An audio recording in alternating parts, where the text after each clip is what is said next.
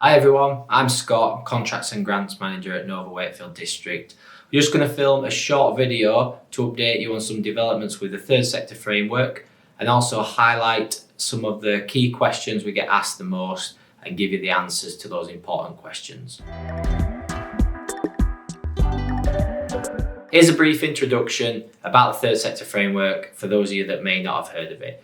So the Third Sector Framework is a partnership between Wakefield District, Young Lives Consortium, Wakefield Health and Care Partnership and Wakefield Council.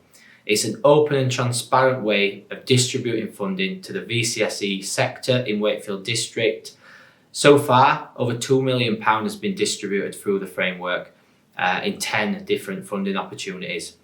Membership's growing really fast and it's a really exciting time to become a member. Membership of the Third Sector Framework is free to organisations operating in Wakefield District. There are 3 different tiers suited to the size of all different VCSE organisations. To join, you must meet 5 key criteria.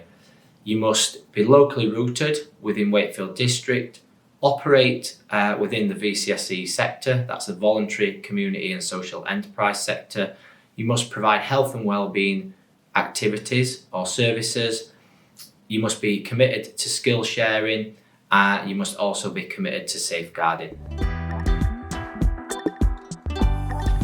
So aside from the funding opportunities that will be available to you as a Third Sector Framework member, you've also got the opportunity to take part in bespoke training and development sessions aimed at members. We're also looking to facilitate conversations and partnerships between like-minded VCSE organisations that you know share some of the same values and commitment to best practice that your organisation does.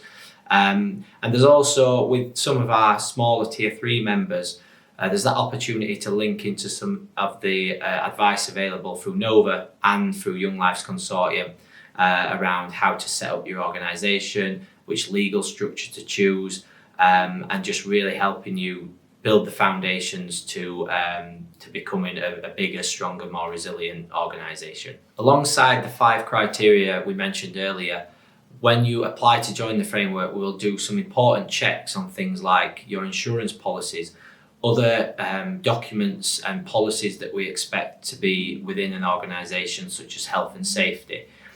This is reviewed on at least an annual basis, and we find that that really gives commissioners confidence in the members of the Third Sector Framework that they're really ready to deliver on any large-scale grants or contracts that they might be bidding on. It also supports you as an applicant because all this information is already on file as part of your membership, and it avoids you having to submit that every time you put in for a grant, or if you're successful, quite often you would have to send off proof of safeguarding policy and such. But what we're looking to do is really streamline that process for VCSE organisations so you can spend more time on the stuff you enjoy, delivering impactful projects and supporting people across Wakefield District.